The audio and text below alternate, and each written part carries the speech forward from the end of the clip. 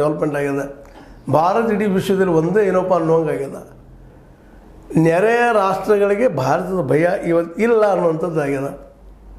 ಇದೆಲ್ಲ ಗಮನಿಸಿದಾಗ ಆಂತರಿಕವಾಗಿ ಬಾಹ್ಯವಾಗಿ ಎರಡೂ ಕಡೆ ಈ 11 ವರ್ಷದ ಆಡಳಿತದಲ್ಲ ಮೋದಿಯವರ ಆಡಳಿತ ಸೋಲ್ತದ ಅನ್ನೋದು ಸ್ಪಷ್ಟವಾಗಿ ಕಣ್ಣಿಗೆ ಕಾಣ್ತದೆ, ಕಣ್ಣಿಗೆ ರಾಚುವಂಗೆ ಕಾಣ್ತದೆ.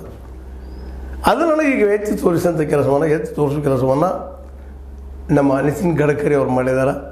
ಇದೇ ಕಾಲಕ್ಕೆ ನಮ್ಮ ಮೋಹನ್ ಭಾಗವತರು ಸ್ಪಷ್ಟವಾಗಿ ಹೇಳ್ತಾ ಇದ್ದಾರೆ, 75 ಅವಧೂರಿ ಸಹಕಾರಿ ಆಡಳಿತ ಅನ್ನುವಂಗೆ ಮೆಸೇಜ್ ಕೊಡ್ತಾ ಇದ್ದಾರೆ. ಇವೆರಡೂ ಮೆಸೇಜ್ಗಳಿಂದಾಗೆ ಇವತ್ತು ಮೋದಿಯವರು ಹೋಗಬಹುದು ಅನ್ನುವಂಥ ವಾತಾವರಣ ನಿರ್ಮಾಣ ಆಗುವಷ್ಟರಲ್ಲಿಯೇ ಶಾ ಅವರು ಹೇಳ್ತಾ ಇದ್ದಾರೆ, ಇಲ್ಲ ಅಧಿಕಾರ ಬಿಡುವುದಿಲ್ಲ, ಬದಲಾಗುವುದಿಲ್ಲ, ಈ ಪೀರಿಯಡು ಆಳ್ದಾರ, ಮುಂದಿನ ಪೀರಿಯಡ್ಗೆ ಅವರ ನೇತೃತ್ವ ವಹಿಸಲು ಮಾತಾಡ್ತಾ ಇದ್ದಾರೆ. ಹಾಗಾದರೆ ರಿಟೈರ್ಮೆಂಟ್ ಇಲ್ವಾ? ಸುಮ್ಮನೆ ಮಾತಾಡ್ತಾ ಇದ್ದಾರೆ ಮೋಹನ್ ಭಾಗವತರವರು. ಮೋಹನ್ ಭಾಗವತರ RSSದ ಮುಖವಾಡ ಈ BJP ಅಂತ ಎಲ್ಲರೂ ವಾದ ಮಾಡ್ತಾರೆ.